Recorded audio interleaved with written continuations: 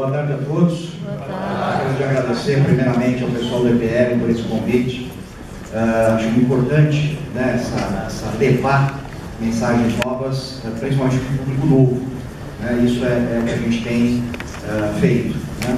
Gostaria de iniciar, aliás, fazer a palestra depois do almoço é sempre muito mais difícil, né, porque é difícil manter as pessoas acordadas, mas eu vou fazer o possível. Né? Eu queria começar, né, antes de entrar realmente no nosso assunto, fazer aqui uma singela homenagem, né, ao governador Raquel, né, e para isso eu já trouxe aqui um tempo.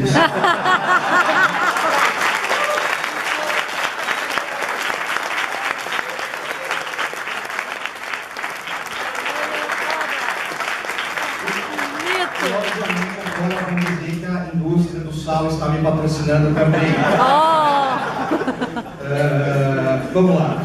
Hoje nós tivemos aqui uma super feliz coincidência, que foi a palestra inicial, né, do Bruno. Né, pelo seguinte, né, pelo que vocês viram na palestra, né, ele passa por todo o Brasil, né, mostrando todas as estatísticas, né, que já foram feitas nesse país, todas as intervenções, né, que quase nunca ou nunca resultaram em algo benéfico para a população. E agora, isso é pura coincidência, tá? A gente vai ver exatamente isso na prática quando a gente fala em desarmamento. Né? E a primeira notícia que a gente tem de restrições às armas de fogo no Brasil, né, ao desarmamento, ou seja, a impedir que certas pessoas ou grupos, né, tivessem acesso às armas de fogo, começa exatamente no Brasil colônia, né, no Brasil colônia de Portugal. E qual era a restrição? Né? Você fabricar uma arma dessa daqui, que era utilizada naquela época, podia ser apenado com a morte. Né? Ou seja, se fabricava uma arma sem autorização da coroa, você podia ser morto por conta disso. Por um motivo óbvio e muito simples. Não era interessante para Portugal, né, deixar que suas colônias, né, se armassem, né, e tivessem aí poder, né, contra a própria coroa. Então essa foi a nossa primeira restrição, lá em 1500 e pouquinho. Né? Então ali a gente já começa a ter algumas restrições. Né? Essa restrição ela se mantém até o momento da independência. Né? A gente entra no Brasil Império. E aí, no Brasil Império, embora a fabricação de armas já fosse algo constante, algo existente no Brasil, né, você tinha ainda alguns grupos de pessoas do Império que não podiam ter armas. Né? E esse grupo eram os negros, né, os escravos. Então, ao escravo, né, não era permitida, mesmo aos escravos libertos, não era permitida a posse de armas, a não ser que ele fosse um capitão do mar, a não ser que ele fosse aquele que ia atrás dos outros escravos fugitivos. Mas não era permitido, né? E era também apenado, né, muitas vezes com a pena de morte. Por quê? Saidinha de banco? Não. Sequestro relâmpago, assalto, latrocínio, criminalidade muito alta? Óbvio que não. Era um grupo que precisava ser mantido sob escravidão, né? E obviamente você não vai permitir que aquele que você quer dominar, ou você domina, que tenha armas para se levantar contra aí, essa dominação. Né? Em 1834, o regente Feijó, ele começa a enfrentar uma série de rebeliões dentro do Brasil contra o Império. Né? E aí a gente tem um divisor de águas. Né? Muita gente fala assim, por que nos Estados Unidos essa liberdade para você ter armas é tão frequente, consta inclusive da segunda emenda constitucional, né? E no Brasil isso nunca foi cogitado. Né? Isso acontece pelas mãos do regente Feijó. O que acontece? Enquanto nos Estados Unidos, né, os fundadores da América dizem o seguinte, olha, é da população o direito e a responsabilidade por manter e defender a democracia. Ou seja, cabe ao cidadão defender os Estados Unidos da América tanto contra inimigos externos como inimigos internos, incluindo o próprio governo, que pode se tornar em determinado momento, até por vias democráticas, um governo autoritário. Então é criada a segunda emenda, que define que todo americano pode ter armas, usar armas e manter milícias armadas formadas. Por quê? Porque foram essas milícias armadas as grandes responsáveis, né, pela independência americana. Foram as milícias armadas que, né, combateram as tropas inglesas dos Estados Unidos. Aliás, o grande estopim da Revolução Americana de Independência foi exatamente o momento que o governo inglês, né, tenta, em uma cidade, confiscar as armas de fogo. Ali foi o estopim final, porque ali eles viram que se fossem retiradas as armas, acabou, eles estavam dominados para o resto da vida, né? E aí explode. No Brasil foi ao contrário.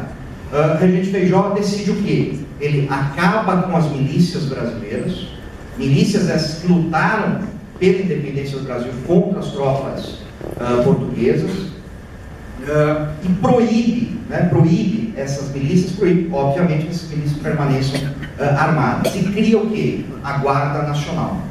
E dá a essa Guarda Nacional o direito e a responsabilidade de quê? De garantir a integridade do Império. Olha, ele deu para ele mesmo o direito de ser e fazer, né? De ser o guardião dele mesmo. Ou seja, ele retira da população, falou, agora, a partir de agora vocês não precisam mais se preocupar em manter a integridade do Império, porque isso é papel do governo, é papel do Estado, é papel do próprio Império, né? E aí a gente tem esse divisor. Enquanto o americano sabe que cada um deles, né, é responsável pela democracia, o Brasil não. O Brasil já começa a vir com essa cabeça de não, isso aí é responsabilidade dos outros, eu não tenho nada a ver com isso, se tiver algum problema chama a Guarda Nacional, chama o Estado, chama quem for o poder instituído. E é exatamente aquilo que o Bruno estava falando para a gente, né, que essa ideia de ser tutelado pelo Estado vem de muito longe, e vem mesmo, vem lá da época desde a época do descobrimento. O primeiro, o cangaço e o coronelismo. Aqui, o bando de cangaceiro, o bando de Lampião, o mais famoso de todos, né? E aqui uma tropa formada por jagunços, né? Que nada mais era do que uma milícia armada, né? Uma milícia a soldo, uma milícia paga, né? Soldados pagos, uma tropa paga pelos coronéis, principalmente do sertão nordestino, né? Só que isso trazia um grande problema para quem? Né? A partir de 1930, para o Getúlio Vargas, até então o presidente e ditador do Brasil, né? Que não aceitava nenhuma divisão no poder, né? Era extremamente centralizador, autoritário, né? E ele decide que ele tinha que acabar com o poder desses coronéis do Nordeste. Só que os coronéis tinham muito dinheiro, né? E muitas armas, né? E soldados contratados para defendê-los. Então só tinha duas alternativas, né? Ou ele ia lá e desarmava na força, na marra, e aí haveria um verdadeiro banho de sangue, né? Ele ia ter que matar, muita gente ia morrer, né? E isso seria catastrófico pelo ponto de vista político, né? Só que ele teve uma sacada, né? O grande terror dos coronéis eram quem? Os cangaceiros, né? O cangaço que invadia as fazendas, roubavam, saqueavam, matavam. Então ele inventou a seguinte historinha. Olha só, vocês ouviram isso há muito pouco tempo atrás e continuam ouvindo, né?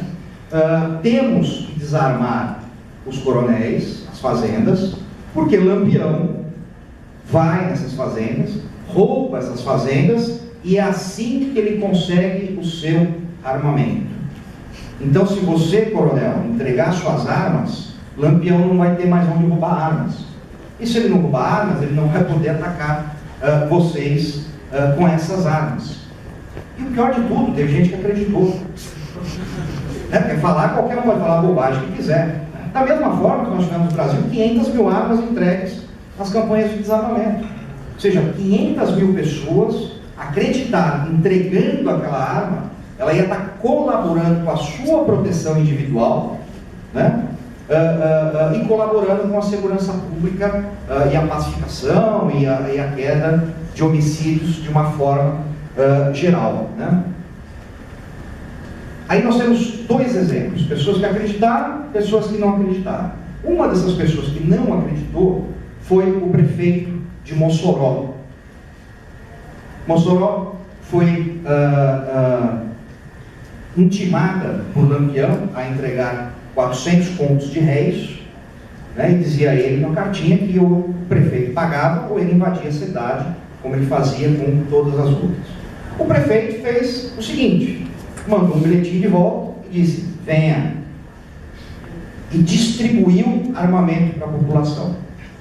Todos os homens da cidade que tinham capacidade para isso foram armados. Essa aqui é uma das barricadas que eles formaram, né? E Lampião entrou, só que Lampião não contava com uma cidade armada, porque ele sabia do desarmamento no sertão nordestino, né? Levou bala de tudo que foi lado. Um dos principais cangaceiros dele, o Jararaca, morreu nesse confronto, um outro ficou ferido, e ele nunca mais voltou para Mossoró. Mas temos também pessoas que acreditaram no desarmamento. E esse era um coronel baiano, o Horácio de Matos, né? Um dos principais, se não o principal coronel baiano, com enorme poder político, queridíssimo pela população, né? Com armamento, uma tropa de jagunços gigantesca para a época, né? Que rivalizava muito facilmente com as tropas federais. Só que ele era um cara que tinha meta de vida de pacificar o sertão. E ele acreditou, né, que se desarmando, ele estaria colaborando para essa pacificação. Para vocês terem uma ideia, ele entregou 35 mil armas de fogo para o governo federal. Isso nós estamos falando em 1930. Imagino que é 35 mil armas de fogo. A maioria fuzis, que eles compravam diretamente da Europa, porque até então não havia nenhum tipo de restrição. No dia que sai a última carga de armas que ele entregou, seguem para Salvador, num trem, no mesmo dia ele é preso pelas tropas federais.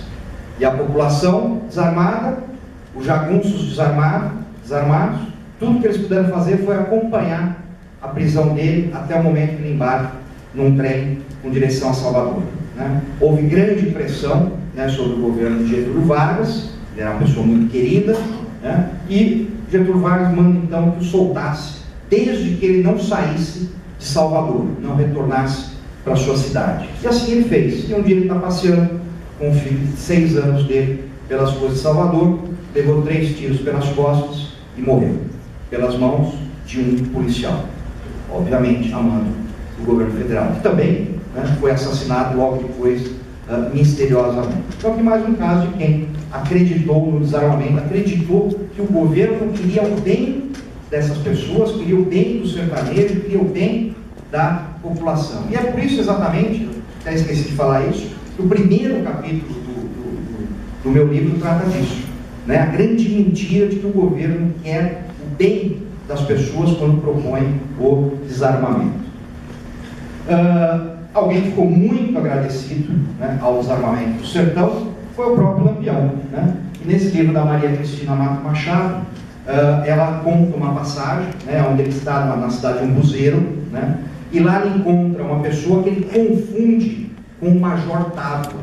O Major Távola era o responsável por desarmar aquela região.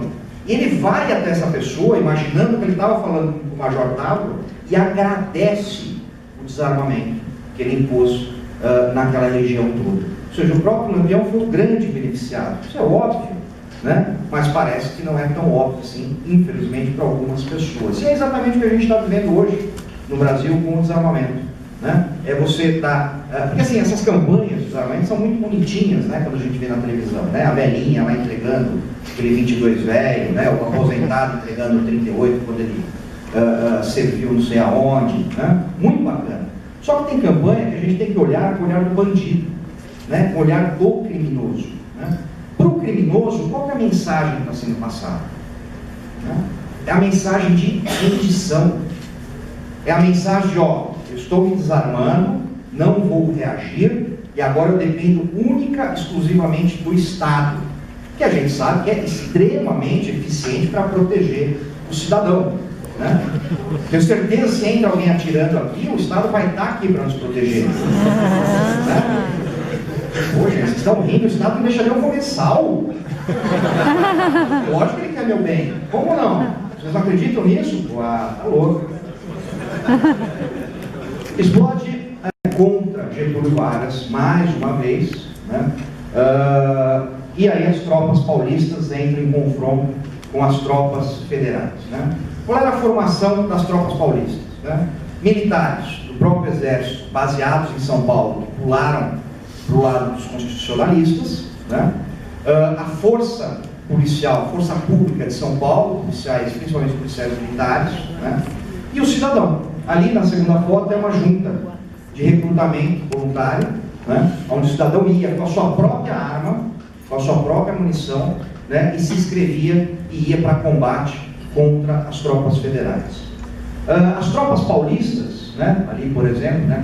Formada pelos policiais, principalmente pelos policiais militares, é uma coisa muito interessante, porque assim, a Polícia Militar de São Paulo, o seu estado já naquela época mais rico do país, né? Ela tinha acesso a qualquer tipo de armamento. Então, por ter dinheiro para isso, ela tinha fuzis iguais do exército, ela tinha as metralhadoras Madsen, que é exatamente aquela que está na foto, que era igual do exército, ela tinha carros de combate, ela tinha blindados, ela tinha artilharia, canhões Krupp, 75mm, e tinha até aviação de guerra.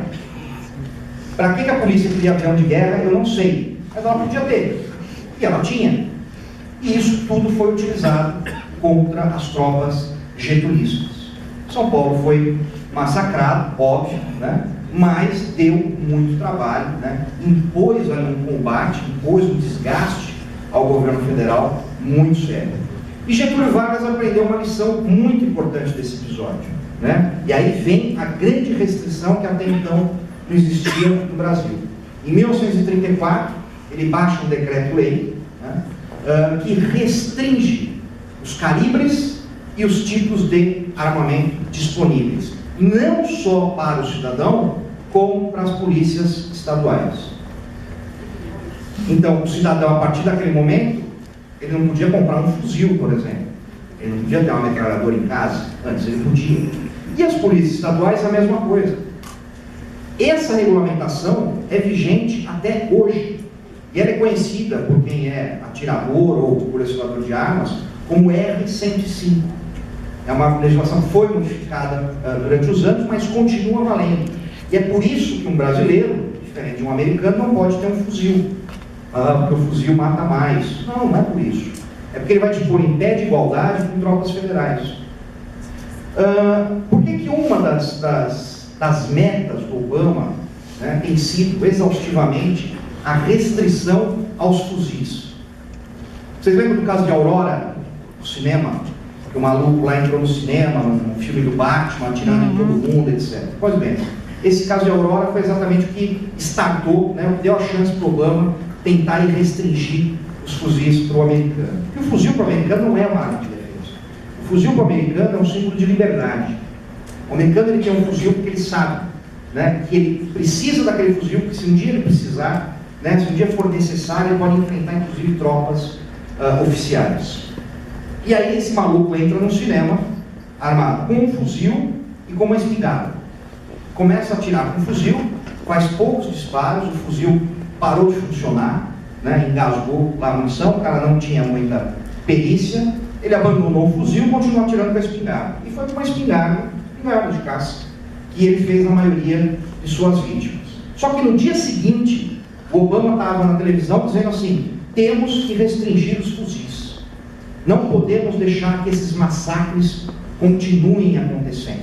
Então, primeiro, o fuzil foi descartado, né? Não funcionou, foi usado a espingarda, mas o negócio é o fuzil, exatamente por isso que a gente estava falando, né? Porque é o fuzil o grande símbolo dessa possibilidade de você enfrentar, inclusive, o próprio governo. Como já aconteceu nos Estados Unidos, não foi uma vez só, foram várias vezes, né? Várias vezes já houve esse tipo de enfrentamento. O último caso foi aquele do Rancho Branch, né, onde as tropas federais tentaram confiscar o gado de um rancheiro que está lá há 300 anos, a família dele, né, e cerca de 1000 pessoas vieram do país inteiro, armados de fuzil, cercaram as tropas federais e as tropas federais tiveram que recuar.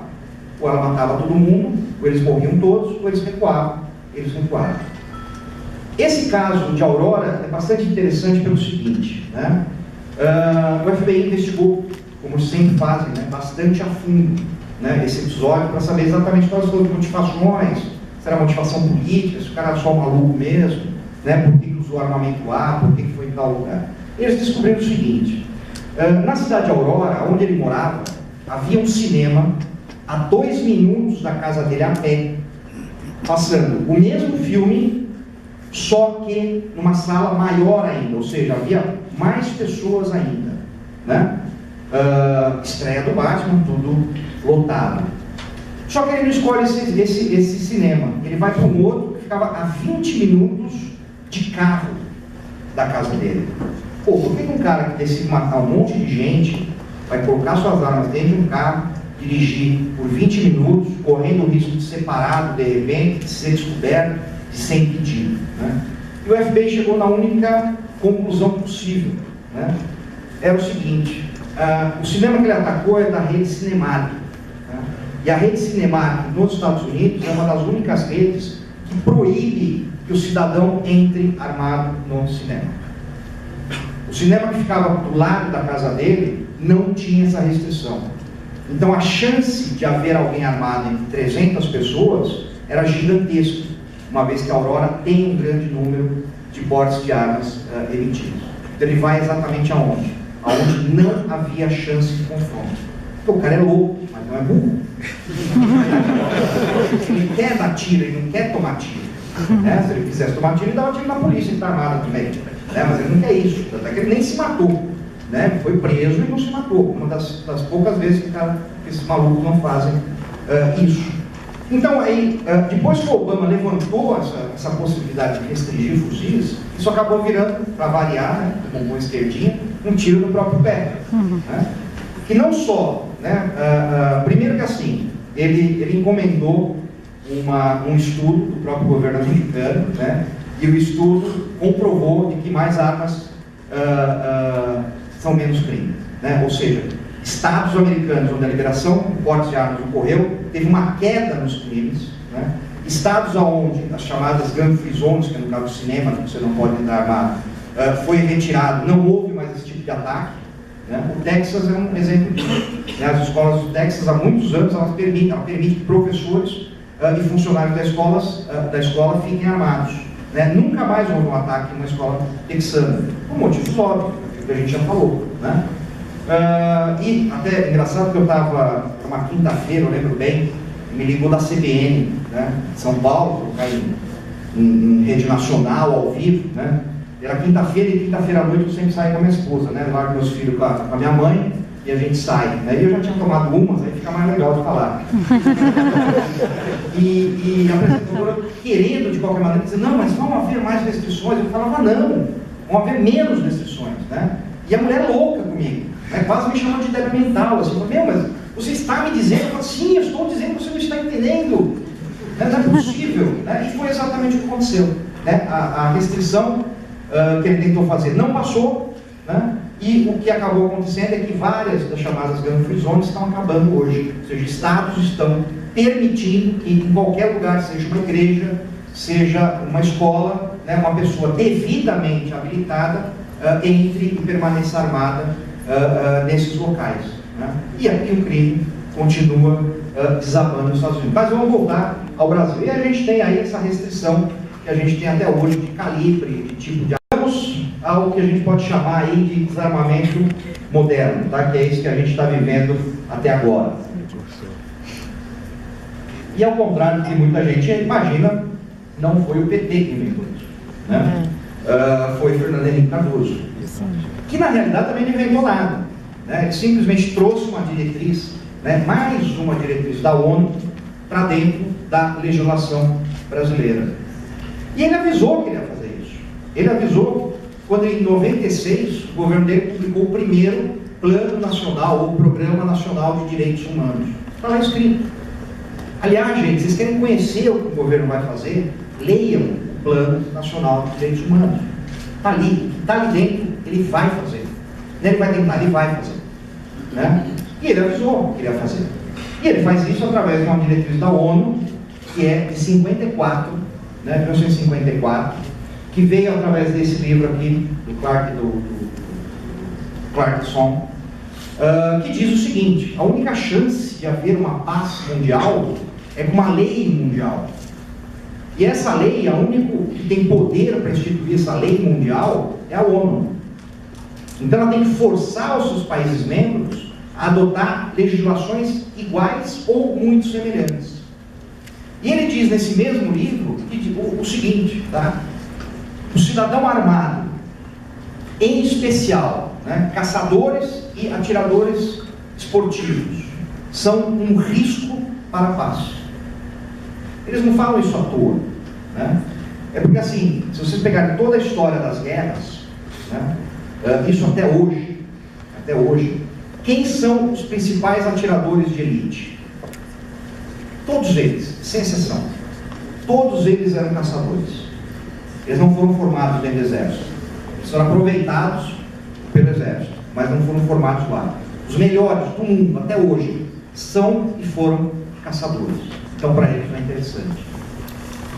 E aí eles instituíram a primeira tentativa de desarmamento no Brasil, que começa lá por 95, que foi quando eu entrei de vez nessa história toda, né?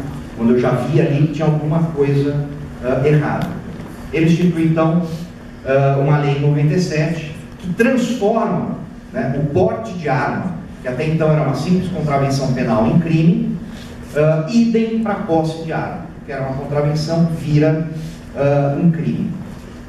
E eu já naquela época falava, pô, mas isso não faz sentido, né? Porque não passava pela minha cabeça uma pessoa que andava com registro legalmente armada atirar em outra pessoa por mais nem menos, ainda mais já naquela época com os homicídios crescendo, né? E foi exatamente o que aconteceu, né?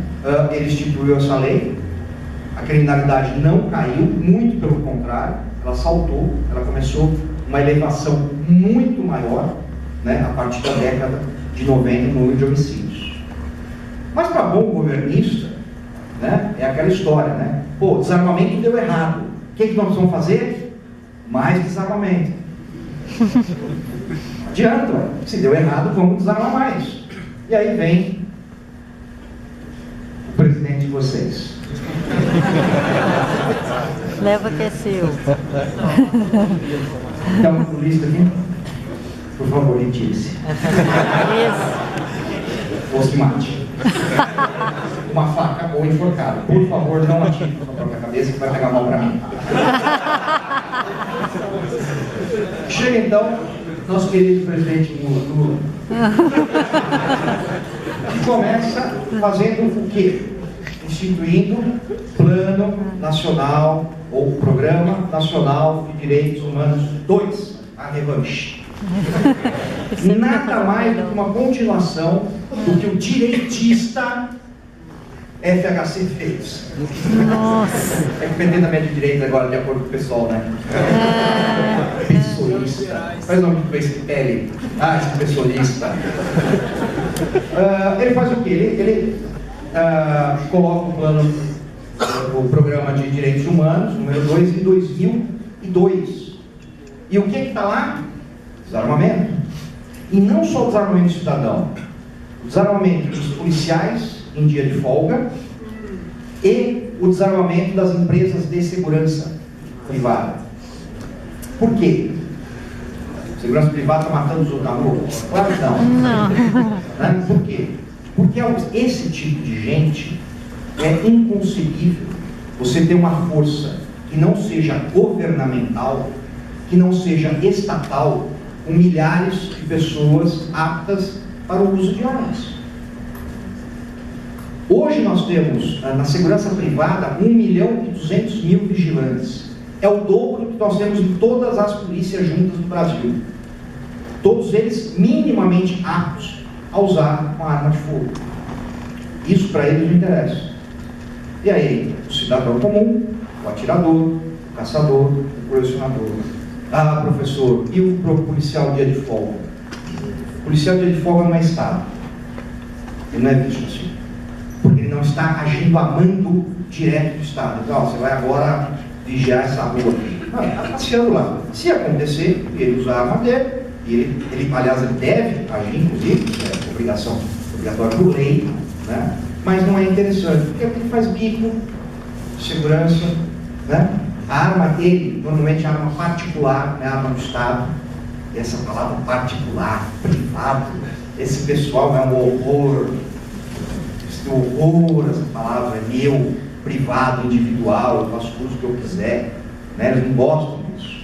E aí vem, logo na sequência, né? Em 2003, o que acontece? Aprovação do Estatuto do Desarmamento, que foi um verdadeiro rolo compressor, tá? A maioria aqui é bem novo, tirando o Eric.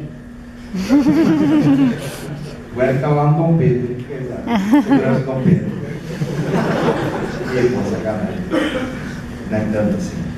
E o que acontece? Eles aprovam essa lei sem debate nenhum com a sociedade. Por isso que até hoje, né, a gente continua lá com as audiências públicas lá no Congresso, né, vira e mexe, não, porque o Estatuto foi debatido com a sociedade. Ah, puta que eu pariu que foi debatido. Deixa de ser mentiroso. Eu falo, o cara que fala isso, ele tem coragem, o cara de coragem. E mentir assim na cara dura, ele tem que ter coragem. Né? Mas isso é a profissão deles, a gente sabe também. Não houve debate nenhum. Não houve, eu estava lá. Né? Eu nunca fui ouvido numa audiência pública. Né? Eu nunca fui chamado para uma audiência pública. Nunca, nem eu, nem nenhum outro que estava nessa briga já lutando contra o Estatuto do Desarmamento. Além disso, né, a gente precisa lembrar que ela foi aprovada ainda na vigência máxima do mensalão. E nós, na época, né, conseguimos a lista de pagamento do mensalão, né, de saques nos bancos, e coincidia exatamente com as datas de aprovação do Estatuto.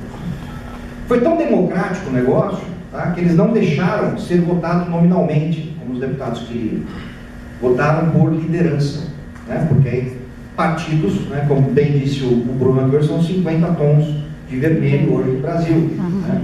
E aí todas as lideranças, ou praticamente todas, né, votaram sim ao Estatuto do Desarmamento. Só que então isso aqui, Estatuto do Desarmamento, né, não tem nada de democrático, não tem nada de representativo. Né? As ONGs que estavam lá, como Viva Rio, Sou da Paz, Rede Desarma Brasil, né, são ONGs para-governamentais. Né? Elas recebem dinheiro do próprio governo, se mantém com dinheiro do governo, não só brasileiro, como governos estrangeiros. Ou seja, não tem nada de sociedade civil representativa ou representada. Né? Mas conseguiram aprovar o Estatuto do Desarmamento. Só que existia um ponto que não era consenso nem entre eles, que era o seguinte: vamos proibir a venda de armas no Brasil de uma vez. Proibir e acabou. Aliás, foi o que Fernando Henrique Cardoso fez em 96. Tá? Ele, por medida provisória, ele cancelou os registros de armas no Brasil. Aí que foi derrubado pelo STF. Né? Mas, sabe como é que é? PSDB de direita, por isso que faz essa coisa, né? A esquerda não fazia. E aí tivemos o Estatuto do Desarmamento. Um ponto que não era consenso era a proibição total. E aí entraram aqui aquelas pesquisas, o pessoal que é mais velho aqui deve lembrar, que falavam, que aliás até hoje parece que quando uma outra, né, fala assim, 80% da população é favorável ao desarmamento. 95% da população quer a proibição de armas de fogo no Brasil. Né? Tá bom. Né? Aí um dia eu consegui, com um pesquisador amigo meu, acompanhar uma dessas pesquisas, né? Feito por um instituto renomado, né? Aquele que a margem de erro é mais ou menos 50 para cima ou para baixo. Pelo menos nas últimas eleições foi assim. E eu acompanhei esse pesquisador. Né? Então, como é que funcionava? Esse caso em concreto, ele foi para o Jardim Ângela, em São Paulo, que na época era o campeão de homicídios. Né? Em São Paulo era o campeão e era um dos maiores do Brasil. Era coisa assim de 20 assassinatos por dia, era um negócio absurdo. Né?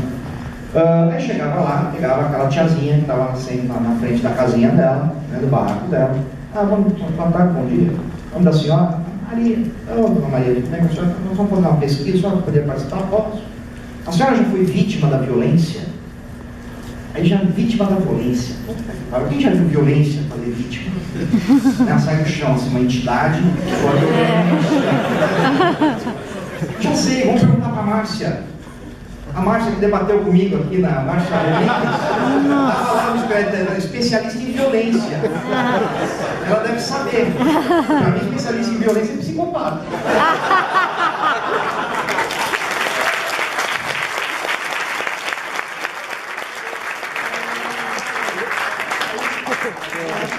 Nossa senhorzinha, né? Passou essa coisinha da violência. Já, nossa, está muito violento. A senhora conhece alguém que já foi... não, mataram meu sobrinho anteontem. É mesmo? Como mataram o seu sobrinho? A senhora já foi... arma de fogo. Com arma de fogo, dando 15 tiros nele, coitadinho. Não fazia mal pra ninguém. Uma coisinha ali, outra coisa. E deram o quê? Nossa, deram 15 tiros. E a senhora é contra ou a favor do desarmamento? Puta que eu pariu. Só se a velhinha fosse uma psicopata. Ela fala, essa porra, não é nada que continue morrendo. A pessoa instintivamente era levada a acreditar. Quando se falava em desarmamento, estava se falando em desarmar quem mata. Porra, não quem morre. E aí a velhinha respondia. E aí saíram esses negócios, 85% é favorável ao desarmamento. O bom desse povo é que eles são tão mentirosos, e eles mentem tanto, com tanta frequência e com tanta ênfase, que eles acreditam na própria mentira. E eles acreditavam realmente que eles tinham a maioria. Eles acreditavam que a população era favorável ao desarmamento. E resolveram fazer o referendo. O referendo de 2005, onde a população foi chamada, não convidada, foi obrigada, né, porque o voto no Brasil, todo mundo sabe, é obrigatório, foi obrigada a votar num referendo, porque ela não fazia a menor ideia do que estava se tratando. O único problema é que eles não contavam com uma coisa, né? A partir do momento que você diz que vai haver uma eleição, porque o referendo nada mais é do que uma eleição, você tem que dar voz para o lado contrário. E o que estava acontecendo antes do referendo ser realmente oficializado, realmente aconteceria o referendo, eram debates em universidades, em sindicatos. O Érico está aqui hoje, debateu muito aqui, aliás, é o único aqui em Espírito Santo, né? E eu fui convidado para um debate nos sindicatos dos servidores da educação de São Paulo. Pensa numa coisa vermelha. Pensa, né? Ligado à CUT, que era uma figuraça. Ficamos lá numa salinha esperando, né, ninguém menos que Luiz Eduardo Greenhalgh, né? Ou seja, eu estava na casa, literalmente, né, onde ele tinha sido eleito em São Paulo. Ele atrasou um pouquinho e o Hélio, meu assessor, falou assim: vou dar uma olhadinha lá na plateia para ver como é que está, se está cheio, se tem muita gente, não sei o que. Ele saiu, 30 segundos ele voltou branco, falou: bem, vamos embora. Eu falei: não, é pouco, não vamos embora. Ele falou: meu, você vai apanhar, cara. Ele falou: você vai apanhar. Só tem velhinha, só tem velhinho, cara com a camiseta do Che Guevara, a bandeira do partido. Você vai sair daqui, você vai apanhar. Pra vocês terem ideia, tem um diretor do sindicato de saia. Contra, mas você sabe que atender do cara é ser contra você. E eu, representante do lobby das armas, ele que quer colocar uma arma na mão de cada criança desse país. Eu quero, mas eu não falo isso pra ninguém. Como é que eu descobri? E aí eu falei: bom, eu tô aqui mesmo, vamos embora, né? O Greenhalgh chega todo ceboso. Sempre é ceboso, né? Barba por fazer, assim, externo, tudo ceboso, terno velho, um sapato tudo detonado, passa aquele ar de povão, né? E eu, né, com aquele terninho comprado 10 vezes na casa do Dorinho, né, esticadinho, sapato engraxadinho, eu, o golpe da morte, e ele, o santo que há passo no Brasil. A hora que eu entrei, sem brincadeira, gente, sabe quando você começa a pesar assim, ó, passar esse cara, eu gritava, aplaudindo. Bom, foram quase 4 horas de debate. Ele tomou um cacete, né, que ele não esperava. né? Mas ficou muito. Foi quase pior que o professor Márcio. Né? Convenhamos, ele não tinha tomado Rivotril com caldo de cana. Meu Deus. E aí, eu, na experiência, nos primeiros debates que eu participei, eu tomei acho que uns 8 litros de água. Dá-lhe água, dá-lhe a boca secava, dá-lhe água, dá-lhe água. Quando chegou no final do vocês imaginam como eu estava, né? Explodindo. Né? Acabou a palestra, ele desistiu, na realidade, saiu correndo e eu corri pro banheiro. Né? Sim. Pra fazer xixi, não tinha outro jeito. A hora que eu saio, tinha umas 20 velhinhas assim, esperando. Eu falei, puta. Falei, agora eu vou apanhar, eu vou tomar guarda-chuvada, bengalada, sair de dentadura no pescoço ligada. As velhinhas estavam lá pedindo autógrafo. Primeira vez na minha vida eu ganhei um autógrafo. Tirar foto junto, me apresentar a neta.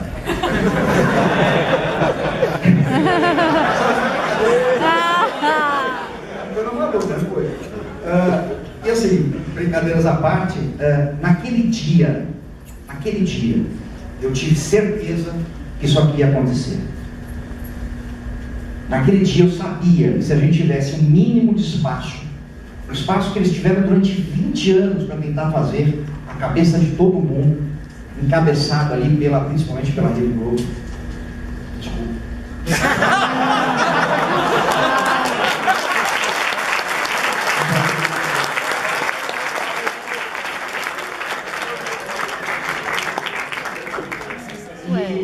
Na verdade, seja dito, né? Eles são tão sacanas, eles perceberam que eles apanhariam, né? Quando aconteciam esses debates, porque eles perdiam todos os debates. Né? Normalmente era eu, o Érico aqui em Vitória, o Coronel Piratã em São Paulo, falecido Coronel Piratã, o tal 111, né? Matador, perigo, ele andava com ele falava pra mim, pô, bem, você não tem medo de andar com o cara mais procurado desse país, condenado, o maior condenado do Brasil, né, por 300 anos, nunca cumpriu, mas pegou. E o ex-governador Fleury e o Alberto Fraga, do Distrito Federal, né? E a gente ia em debates e a gente não perdia um debate. A gente ganhava todos. Por quê? Porque a gente era bom pra caramba. A gente era bom pra caramba. Mentira, não era isso. Na realidade, é porque assim, as pessoas nunca tinham ouvido o outro lado. Então era muito fácil, quando você explicava para o cara, falou, quem vai perder a arma não é o bandido, é você. É o sitiante. É o cara que está a 400 quilômetros de uma delegacia de polícia no meio da floresta. É desse cara que você vai estar tirando a arma. Você não quer ter, você não tenha. O bandido vai continuar tendo. Isso não for com arma, vai ser com faca, vai ser com pau, vai ser com sal. O uso for necessário. É isso mesmo. E aí eles perceberam isso também. E fizeram o quê? Né? O que era para ser, aí eles se juntaram a tal da rede Desarma Brasil, que na verdade é o barril, né? Se juntou com, poxa, aquele senador, um exemplo de dignidade, de honestidade, o Renan Calheiros. E foram ao Supremo Tribunal Eleitoral e convenceram o presidente, também não foi muito difícil, né? Que aquilo era uma eleição nacional, só que é como se fosse segundo turno. Então, seriam 40 dias, virou 20. O que era 20 minutos, virou 10. Para tentar limar a gente. E não conseguiram e vencemos. Né? Eu gosto de pensar. É mentira, mas eu gosto de pensar. Tá? Que nos últimos 12 anos, só a gente venceu o PT numa eleição nacional. Porque eles perderam. Junto com o PSDB, que também apoiaram. Ou seja, a gente ganhou dos dois maiores partidos e da maior rede de rádio e televisão do Brasil. Pô, isso é muita coisa. A gente esperava tanto? Não.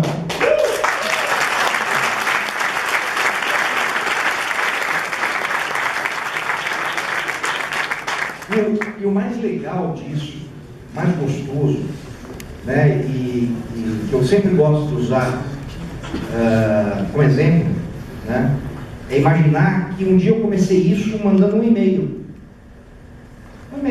Eu achei que tinha alguma coisa errada, mandei um e-mail para um site que, isso em 90 e pouquinho, 93, 94, né, e mandei um e-mail, um textinho ridículo, e esse destino foi publicado por esse site, que é um site sobre armas de fogo.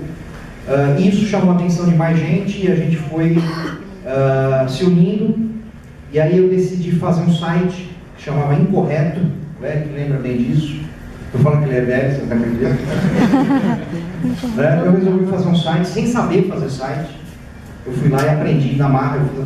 Vocês devem ter feito o site usando o Word. É possível, né? Não sabia nada de programação, embora eu trabalhasse na área, não sabia nada. Fui lá, fiz esse site, consegui patrocínio um pouquinho ali, um pouquinho aqui, pessoas. Pra vocês terem ideia, tem gente que eu não conheço pessoalmente até hoje, ele me ajuda. Né? E a gente foi crescendo. Né? Então, essa ideia, né, comodista de, eu sou um só, não adianta nada. É mentira, tá? Dá para fazer muita coisa. De verdade. Basta empenho. Né? Eu tinha 2 empregos, fazia o site durante a madrugada em casa. Eu não tinha telefone em casa. Né? Nós morávamos, não sei se vocês conhecem São Paulo, né? Na Coab, São Paulo, um mundo computacional na periferia. Né? Eu não tinha carro, não tinha telefone, não tinha computador. Eu comprei um computador na Casa Bahia 10 vezes. Né? Ainda bem que não foi na Marisa. Se não foi na Marisa, não. Como é que é a outra lá na Luísa? Eu ficar muito bravo. E aí a gente conseguiu chegar nisso aí. Né? Trazendo um monte de gente, fazendo essa onda se alastrar. Né? E até agora, o que vocês viram, em que momento vocês viram o governo comprovando, quando ele fala que ele quer desarmar, ele quer o bem? Desde a época da nossa descoberta, desde 1500, nunca foi, nunca vai ser. Desarmamento, não só no Brasil, como no mundo todo, ele sempre foi uma arma de controle social. Não existe no mundo um só caso de desarmamento ter sido eficaz para diminuir a criminalidade e a violência. Não existe. Quando diz que existe, é mentira. Inglaterra foi um fracasso. Professor, o Japão. O Japão foi desarmado no século XVI por um senhor feudal que queria retirar as armas das mãos dos camponeses, que estavam conseguindo enfrentar igualmente os chamados samurais. Então nunca houve no mundo. Né? E não vai ser agora. União Soviética, em 1917, usaram a população armada para tomar o poder. Assim que chegaram ao poder, em 1920, começa a campanha de desarmamento voluntário. Entregue a sua arma, a mamãe Rússia cuida de vocês. A campanha é exatamente essa: entregue a sua arma, a mamãe Rússia cuidará de vocês. Cuba, o último ataque à Havana, feito por Fidel e o Che Guevara, eles chamam os camponeses só os que tinham armas, porque eles não tinham armamento para fornecer. Então, você tinha arma, você vinha lutar. Tomaram o poder, 2 anos depois começa o quê? Uma campanha nacional de entrega voluntária de armas de fogo. Venezuela, mesma coisa. Quem foi lá para a Venezuela ajudar Hugo Chávez, e vocês podem procurar na internet, a desarmar a população? O senhor Rangel Bandeira, Viva Rio, Brasil, exportando ditadores. O cara teve coragem de ir lá para ajudar a desarmar o povo venezuelano, e a gente está vendo aí o que está acontecendo. Chegamos lá, o presidente, de vocês. Tem algum jurista aqui? E aí, de novo, lá. Plano Nacional, Programa Nacional de Direitos Humanos 3, e mais uma vez o desarmamento está lá. Esse pessoal é tão democrático, nós vencemos o referendo em 2005, sem equívoco, sem urna eletrônica.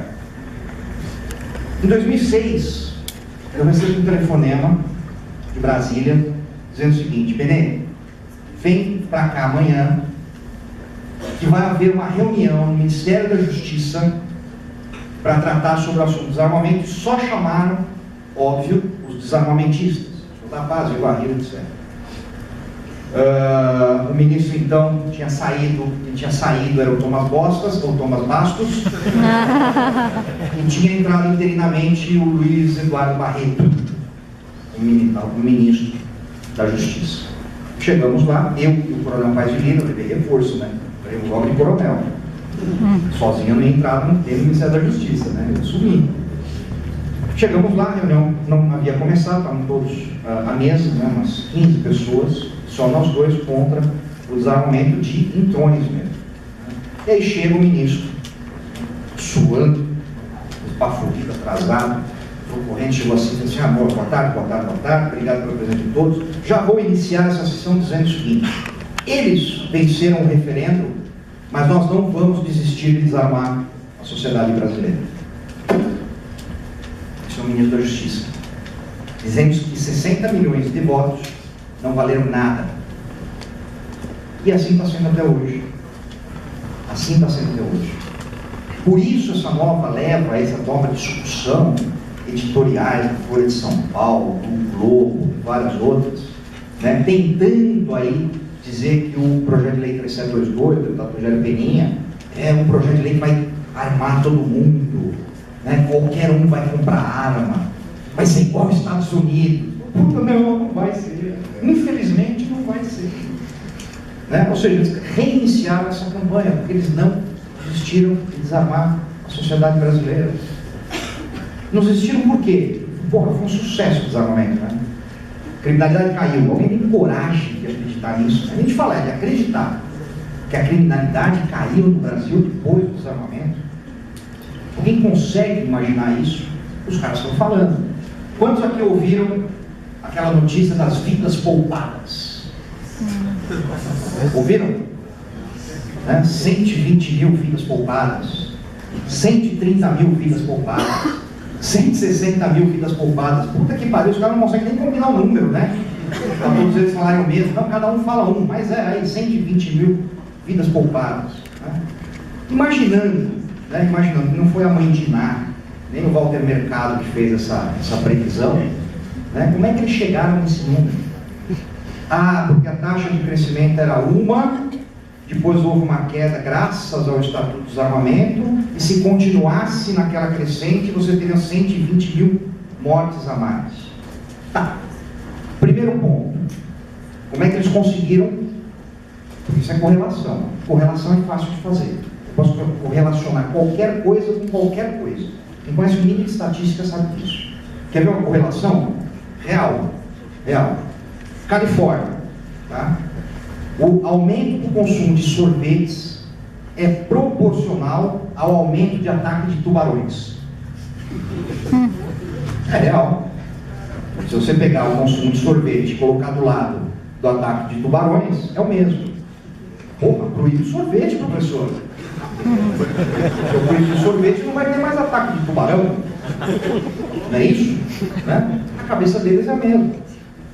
Por que tem mais ataque de tubarão? Porque é verão. Mais pessoas entram na água e mais pessoas tomam sorvete. Mas o sorvete não tem relação nenhuma com o ataque de tubarões. E com o desarmamento foi a mesma coisa. Né? Eles mostram uma correlação, mas não passam nem perto de comprovar uma causalidade. Né?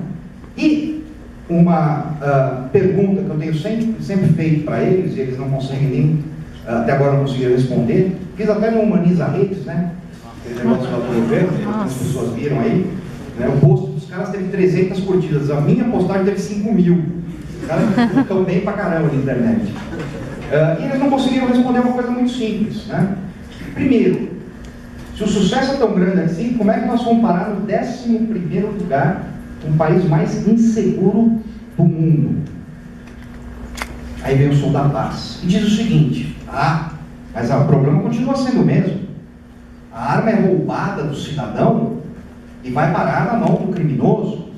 Tanto é que 80% das armas, ou sei lá quanto eles falam, das armas são apreendidas com os criminosos, são de fabricação nacional.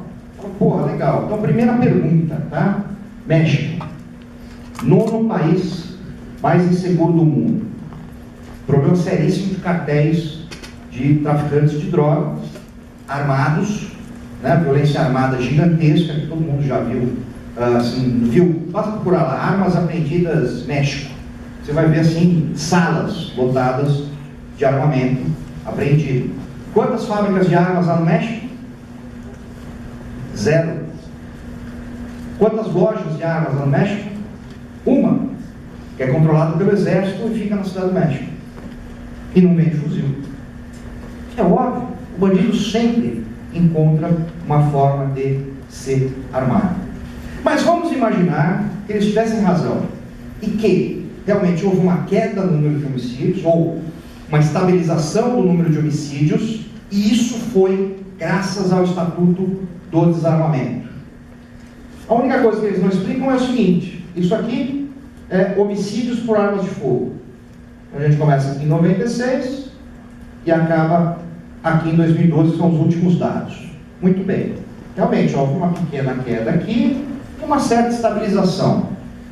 Só que se isso se deveu ao Estatuto do Desarmamento, como é que pode ser o índice geral, e aí você está incluindo as mortes com faca, com pedaço de pau, esganadura, envenenamento, pedrada, agindo da mesma forma? Então quer dizer que o Estatuto do Desarmamento, que cuida só de arma de fogo, impediu que alguém morresse esfaqueado, apedrejado, espancado. Essa é a grande mentira deles. O que causou essa pequena queda? Na realidade, se você for ver isso aqui, você tem um pico, né? Quem conhece mais estatística, eu não conheço, mas isso eu acreditei. Estou brincando. Aqui na realidade você tem um pico, né? Você tem um pico anormal, né? E depois ele volta para a média. Então não houve queda nenhuma, ele só normalizou. E o que trouxe esse pico para baixo, né, foi São Paulo e Rio de Janeiro. São Paulo hoje tem uma das maiores taxas de resolução de homicídios, é o estado mais populoso, portanto, a queda percentual dos homicídios em São Paulo joga a média nacional para baixo, idem para o Rio de Janeiro, cada um com medidas diferentes, né? Rio de Janeiro instalou lá os UPPs, e os bandidos pararam de se matar e caiu o número de homicídios, né? E em São Paulo foi encarceramento, né? Hoje São Paulo tem 40% dos presos de todo o Brasil, ou seja, a chance de você ser preso em São Paulo é muito maior do que no resto do Brasil, e aí você tem, obviamente, uma queda na criminalidade. Mas não é mentira, tá? Então são dois mitos, duas mentiras que são contadas no meu livro, que eu apresentei aqui para vocês. E o que eu posso encerrar é dizendo o seguinte, né? Quando você ouvir falar em controle de armas, tá? Você só risca armas, porque o que eles querem é só controle. O que está em jogo é a nossa liberdade. Muito obrigado.